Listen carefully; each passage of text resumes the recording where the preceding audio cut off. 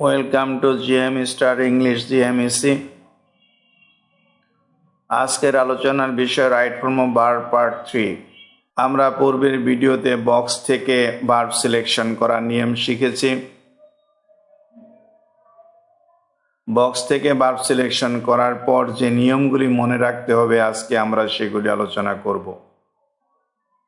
Rule 1, active ভয়েসের ক্ষেত্রে বর্তমানকালের সাধারণ সময় বোঝাতে সিলেকশন ভার্বের প্রেজেন্ট ফর্ম বসে।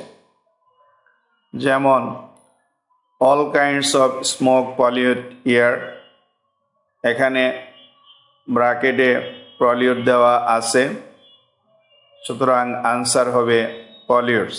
এই সেন্টেন্স দ্বারা বর্তমান কালের সময় দেশ করেছে, তাই ভার্বের প্রেজেন্ট ফর্ম।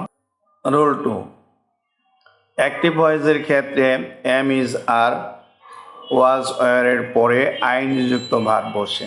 যেমন we are wait for your help, এখানে ব্র্যাকেটে ওয়েট দেওয়া আছে, আনসার হবে ওয়েটিং।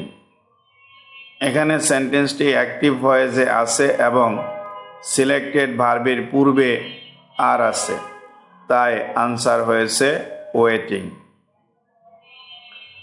রুল 3, প্যাসিভ ভয়েসের ক্ষেত্রে am is are was were এর পাস্ট পার্টিসিপল বসে।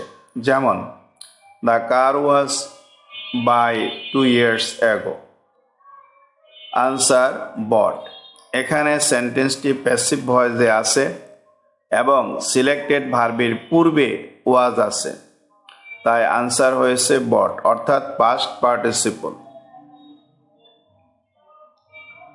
রুল 4, অ্যাক্টিভ ভয়েসের ক্ষেত্রে হ্যাভ হ্যাজ হ্যাড এর পরে পাস্ট পার্টিসিপল বসে, কিন্তু প্যাসিভ ভয়েসের ক্ষেত্রে হ্যাভ হ্যাজ হ্যাড এর পরে বিন প্লাস পাস্ট পার্টিসিপল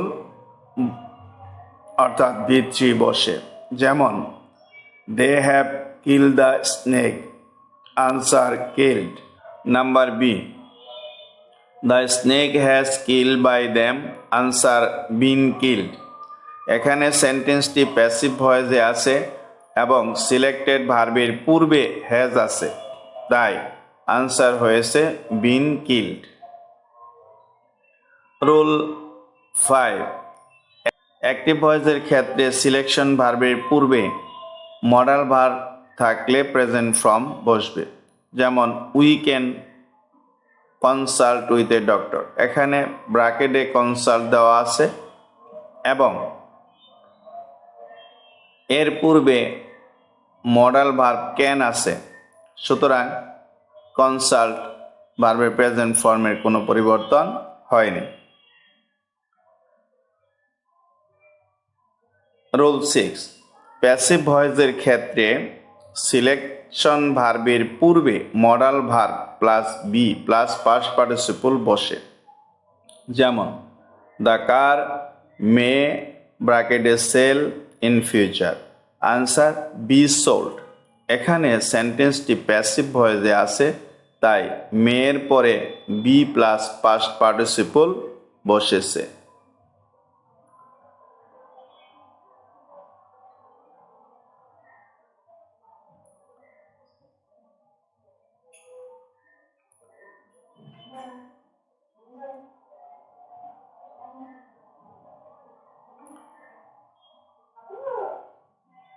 ভিডিওটি ভালো লাগলে সাবস্ক্রাইব, লাইক, কমেন্ট এবং শেয়ার দিয়ে সঙ্গে থাকুন।